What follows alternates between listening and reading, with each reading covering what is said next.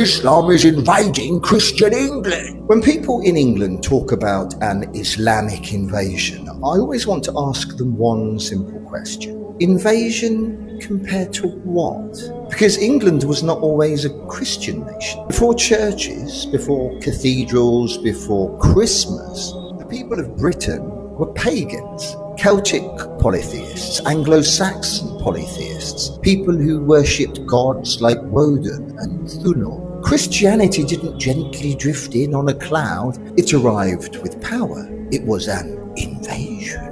In AD 597, Augustine of Canterbury was sent by Pope Gregory I to convert the Anglo-Saxons. King Ethelbert of Kent converts, and suddenly political power and religion fused together. And conversion wasn't just spiritual, it was strategic. Over the next century, pagan temples were destroyed, sacred sites repurposed, old gods were demonized. By the late 7th century, Christianity wasn't just a belief, it was law. Refused the king's religion? You weren't just impious, you were rebellious. And let's not romanticize it. Under later Christian rule, heresy was punishment by imprisonment or death. Jews were expelled from England in 1290 under Edward I of England. Catholics and Protestants later executed each other in the Reformation. So when someone says, Islam is invading Christian England, history whispers back. Every dominant religion in England arrived through migration, politics, power, and sometimes force. Christianity included.